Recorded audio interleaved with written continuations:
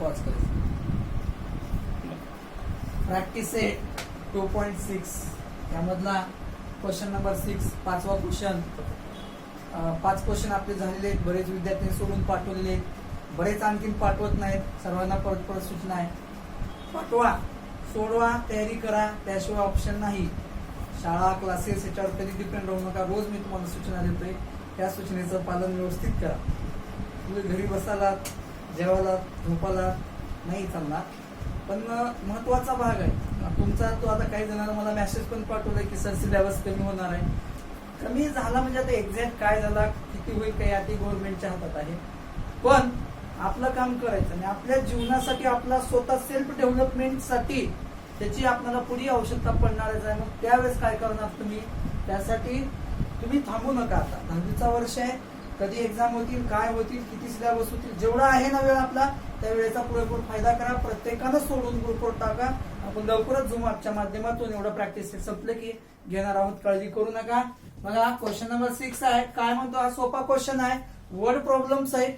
मी तुम्हाला परत परत सांगतो की हे क्वेश्चन जे आहेत हा 4 मार्काला येणारे क्वेश्चन्स आहेत. याच्यासारखे क्वेश्चन सुद्धा तुम्हाला इक्वेशन तयार करून सोडवता आले पाहिजे. Mister Kasam runs a small business of making earthen pots. बघा अर्थर्न पॉट्स पुस्तकामध्ये आहे क्वेश्चन तुम्हाला. आता अर्थर्न पॉट्स म्हणजे काय, कुंभार माहिती आहे तुम्हाला, काय बनवतो, मडकी बनवतो. हा, एक कसामनं काय केलं, एक छोटासा मडक्याचा बिझनेस चालू केला आणि त्याच्यामध्ये ही makes certain number of pots on a daily basis. म्हणजे तो काय विशिष्ट एका दिवसाला काही विशिष्ट मातीची भांडी मडकी बनवतो. Production cost of each pot is ₹40 more than 10 times total number of pots. Condition लक्षात घ्या बरं काही, याच्यावर कंडिशन तयार होईल. He makes in 1 day. बघा एका दिवसाचा हा सगळा खेळ आहे, त्याचा बिझनेस आहे. तुम्ही पण बिझनेस करायला पाहिजे, पण सध्या अभ्यास करा, पुन्हा बघू बिझनेसचं.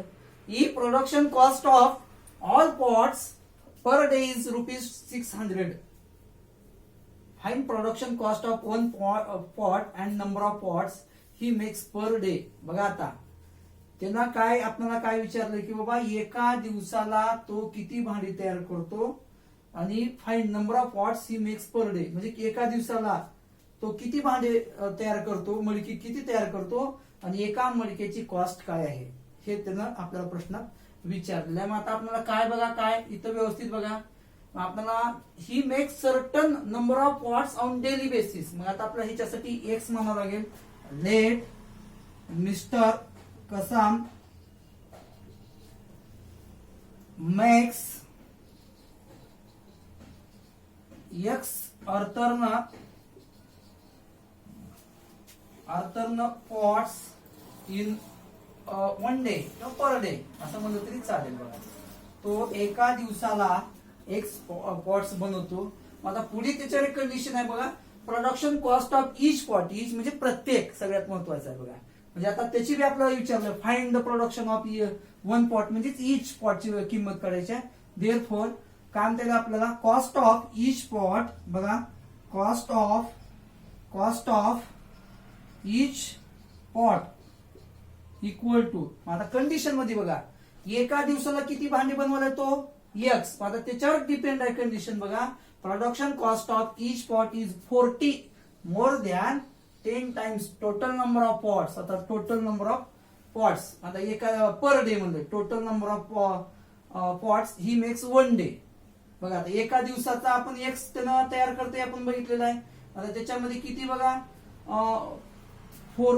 Each pot is 40 more than 10 times. मग आता 10 टाइम्स म्हणजे बघा 40 मोर दॅन 10 टाइम्स ही सगळ्यात महत्वाचं आहे. बघा मग आता आपल्याला काय म्हणता येईल बघा, एक्स आहे तर एक्स एका दिवसाला बनवतो आणि त्याच्या 10 पट म्हणलं त्याची प्राइस काय म्हणतात सांगा आपल्याला. हे काय म्हणतात बघा 10x प्लस सांगा 40, 10x प्लस 40. हे अशा पद्धतीनं कंडिशन तयार करता येईल. कॉस्ट ऑफ ईच पॉट आलेला आहे, या कंडिशनवर बनवलंय बरं का मी, बाकी काही केलेलं नाही. जे गिव्हन कंडिशन आहे ते सगळ्यात महत्वाचं आहे. Cost of each pot is 40 more than 10 times total number of pots.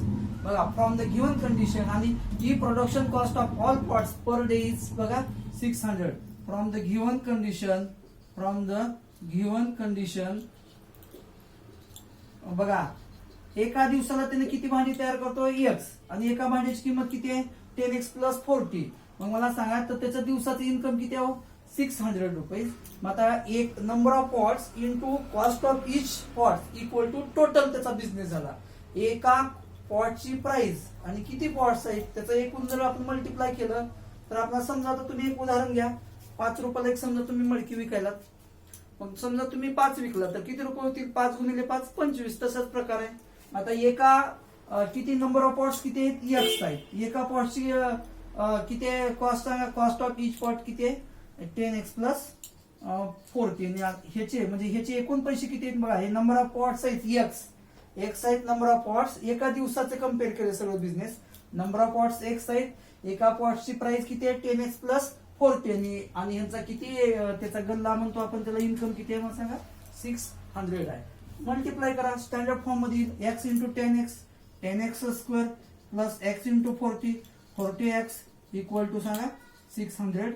10x² ह्याला डिवाइड कशाने करता येईल सांगा. डिवाइड बाय 10 होईल समजा.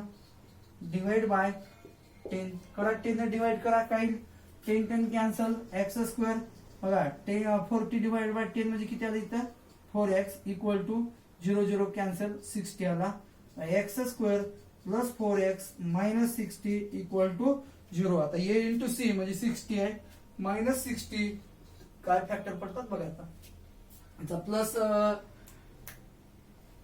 प्लस काय बेरीज किंवा वजाबाकीचे +4 आली पाहिजे आणि गुणाकार -60. आता -60 म्हणल्यानंतर एक काय आहे सांगा, एक पॉझिटिव्ह येणार आणि एक निगेटिव्ह येणार. काय काय येतील बघा, चेक करा प्रत्येकाने कशा पद्धतीने येतील. फॅक्टर पाडा आणि ह्याचे थोडक्यात म्हणजे ही जी इक्वेशन्स आहे हे सोडून आणि मग तुम्हाला फॅक्टर पडल्यानंतर जे काही एक्स ची किंमत मिळेल आणि कॉस्ट ऑफ 1 पॉट्स मिळेल आणि कॉस्ट ऑफ किंवा नंबर ऑफ टोटल पॉट्स मिळतील तुम्हाला. अलग लक्षात सोडवण्याचा प्रयत्न करून हे करा. क्वेश्चन नंबर 7 बघा, त्याच पद्धतीचा आहे. हा थोडासा वेगळा फार गुन्ह्यामध्ये बसेल, डोकं लावलं तर येईल काय नाही.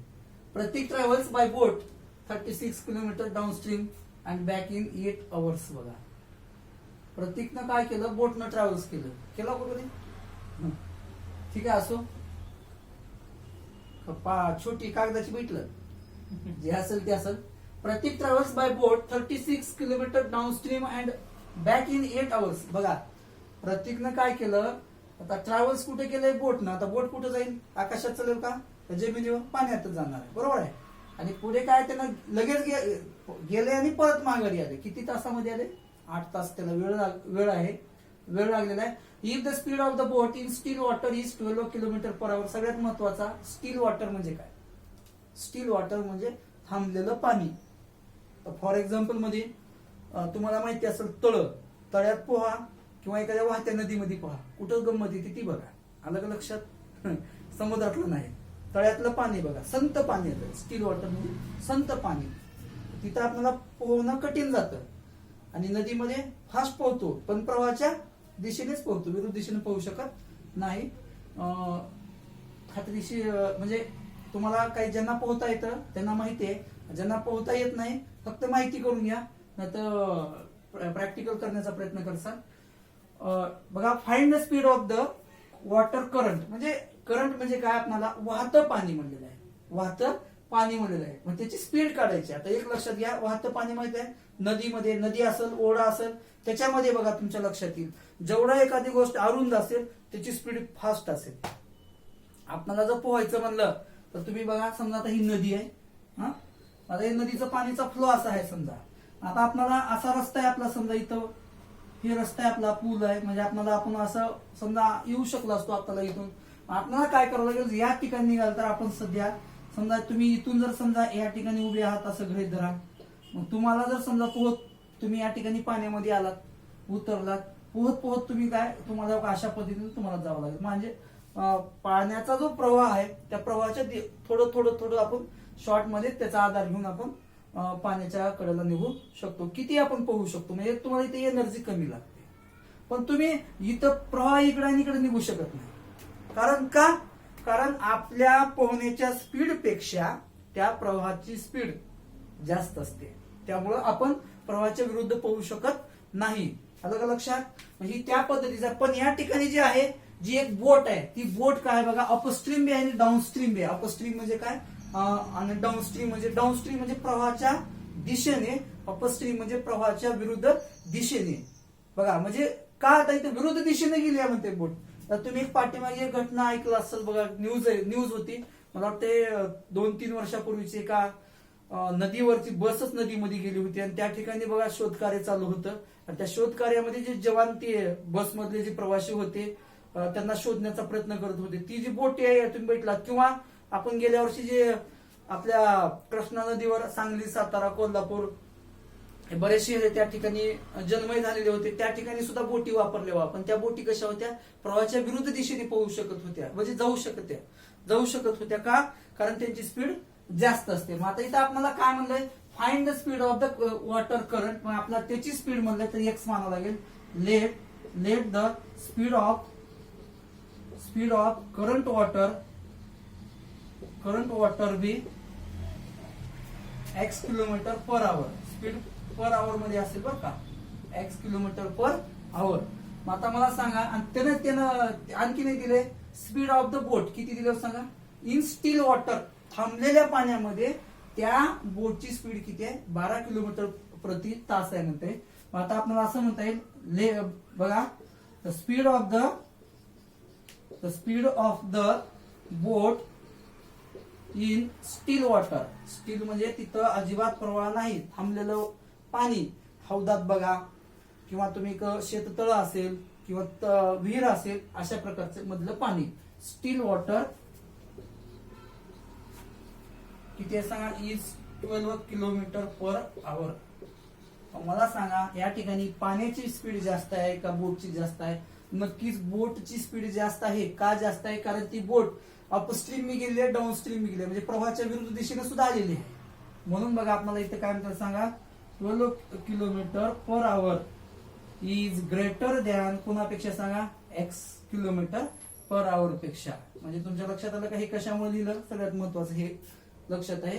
म्हणजे आपल्याला त्या पाण्याच्या प्रवाहापेक्षा ह्या बोटची स्पीड जास्त आहे. मग आता आपल्याला 2 प्रकारच्या स्पीड होईल. आता तुम्ही पाण्याच्या प्रवाहाच्या दिशेने पोहा बघा, तुम्ही फास्ट जाताय, कडाला टिकताय, किंवा बोट फास्ट जाईल, बरोबर आहे. आता साधं उदाहरण घ्या, सायकल चालवायचंय तुम्हाला, एखादा वारा सुटलाय समजा, वारा ज्या दिशेनं फ्लो होतोय त्या दिशेने आपली सायकल फास्ट जाते, त्याच्या अपोजिट जायचं म्हणजे की आपल्याला जास्त हार्ड वर्क करावं लागेल, आपली स्पीड कमी होईल. आणि वाऱ्याच्या दिशेने म्हणजे की स्पीड जास्त होईल. हा तसंच प्रकारचा एक्झाम्पल आहे. ज्यावेळेस जिकडं फ्लो आहे समजा त्या वॉटरचा, तिकडे काय होईल सांगा, ती बोट फास्ट मध्ये जाईल. आता समजा 8 तास लागले जाऊन यायला, 2 तासात गेली असेल, याला 6 तास लागले असतील तिला, किंवा 1 तासात गेली असेल, 5 तास लागले असतील यायला.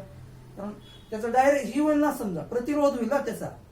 मग त्यामुळे आपल्याला काय म्हणता येईल बघा, 2 स्पीड तयार होती ना. Therefore the speed of boat upstream किंवा डाऊनस्ट्रीम म्हणावं अगोदर. डाऊनस्ट्रीम म्हणजे प्रवाहाच्या दिशेने तिची स्पीड प्लस प्रवाहाची स्पीड म्हणजे वॉटरची स्पीड, दोन्ही मिळून स्पीड तयार झाल्या. आता तिची किती आहे? बोटची 12 आहे आणि प्रवाहाची किती आहे? एक्स, म्हणजे 12 प्लस एक्स किलोमीटर पर आवर झाले बघा. येते का लक्षात? The speed of boat downstream बघा किती झालं सांगा, 12 plus x kilometre per our. The speed of the boat, therefore the speed of the boat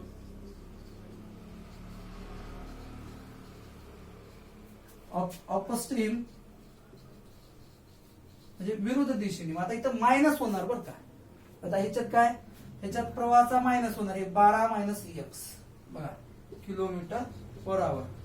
बघा डाऊनस्ट्रीमला प्लस होणार आणि अपस्ट्रीमला काय होणार? मायनस. म्हणजे हिच्या स्पीड म्हणजे ह्या वॉटरची स्पीड, इकडे बोट यायला इकडे वॉटर चालेल, म्हणजे थोडं स्पीड कमी होणार, त्या प्रकार आहे. मग ह्या नवीन स्पीड झाली. मग ह्या स्पीडनं जायला काय लागलं, ही काय आपली स्पीड आहे, ही पण काय सांगा स्पीड आहे. डिस्टन्स किती आहे सांगा, 36 आहे. त्या फॉर्म्युल्यामध्ये बसवायचे आपल्याला. बघा आपला फॉर्म्युला बघा, time equal to distance upon speed. येते का? ही फॉर्म्युला आपला distance upon speed equal to time ह्या फॉर्म्युल्यामध्ये आहे. आता डिस्टन्स किती आहे 36 आहे. मग जाते वेळेस त्याची स्पीड किती आहे सांगा. म्हणजे डाऊनस्ट्रीमला 12 प्लस एक्स हे प्लस म्हणजे ही काय झालं सांगा डिस्टन्स अपॉन स्पीड म्हणजे हा जाण्यासाठी लागलेला टाइम प्लस येण्यासाठी लागलेला टाइम म्हणजे तेवढं डिस्टन्स आहे बरं का. आता एखाद्या गावाला गेलात तुम्ही मुंबईला गेलात जेवढं इथून गेला तिथून तेवढंच परत यावं लागलं थोडं डिस्टन्स कमी होणार आहे नाही. हा 36 त्याची स्पीड कशी आहे चेंज झालेली आहे 12 मायनस एक्स म्हणजे हे जाण्यासाठी वेळ आणि येण्यासाठी मिळून किती तास लागले सांगा 8 तास लागलेला आहे. म्हणजे हे 8 आलेलं आहे बघा. म्हणजे distance upon speed distance upon म्हणजे 2 वेळ झाला बघा. हे जाण्यासाठी वेळ अधिक येण्यासाठी वेळ म्हणजे असं एका किती वेळ लागले त्याला 8 तास. मग आता ह्याच्यामध्ये आपला स्टँडर्ड फॉर्म मध्ये बनवा आणि मग क्वाड्रेटिक इक्वेशन सॉल्व्ह करतो. ह्याच्यात 36 जर कॉमन काढलात तर काय राहील बघा हे 1/12 प्लस एक्स हे प्लस इथं 1/12 मायनस एक्स इक्वल टू काय 8. याचं क्रॉस मल्टिप्लिकेशन करा. हे 36 इन ब्रॅकेट काही 1 into 12 minus X 12 minus X आलं plus 12 plus X into 1 as it is 12 plus X आणि इथं बघा आपल्याला ह्याचा प्रॉडक्ट होईल हे 12 plus X first bracket another bracket 12 minus X. आता इक्वल टू काय सांगा 8 आहे. पुढे बघा काय आलं पुढे काय येईल बघा तर आपल्याला हे 36 इन ब्रॅकेट आता इथं काय मायनस एक्स आणि प्लस एक्स कटले बघा वही हे मायनस एक्स आणि हे प्लस एक्स काय झालेला आहे कटलेला आहे. हा 12 प्लस 12 राहील शिल्लक 12 प्लस 12 डिवाइडेड बाय आता इथे एक सूत्र लागू होते बघा A plus B A minus B first bracket A plus B another bracket A minus B equal to A square minus B square किंवा ह्या 12 ने या पूर्ण ब्रॅकेटला मल्टिप्लाय करा त्या प्लस एक्स न पूर्ण ब्रॅकेटला मल्टिप्लाय करा काही अडचण नाही. मी सूत्राचा वापर करतोय ए म्हणजे 12 आहे त्याचा स्क्वेअर बघा मायनस ए बी म्हणजे एक्स स्क्वेअर बघा ए स्क्वेअर मायनस बी स्क्वेअर काय आलं बघा इक्वल टू सांगा 8. आता हे 36 इन ब्रॅकेट बघा 12 प्लस 12 काय आलं सांगा 24 12चा वर्ग 144 minus X square equal to काय सांगा 8. मग आता ह्याच्यामध्ये संबंध काय सांगा गुणाकाराचा आहे. मग आता हा 144 वजा एक्स गुणाकाराचा तिकडे काय होईल सांगा भागाकारामध्ये जाईल म्हणजे काय आलं बघा हे 36 गुणिले 24 बरोबर आहे हे 8 आणि इकडे गुणाकाराचं भागाकारात होईल म्हणजे 144 मायनस एक्स स्क्वेअर. आता ह्याला सिम्पलेस्ट होईल बघा 8 ने डिवाइड करा 8 1 8 8 3 24 म्हणजे काय आलं बघा हे 36 into 3 equal to 144 minus X square आलेला आहे बघा दिसतंय का. पुढे बघा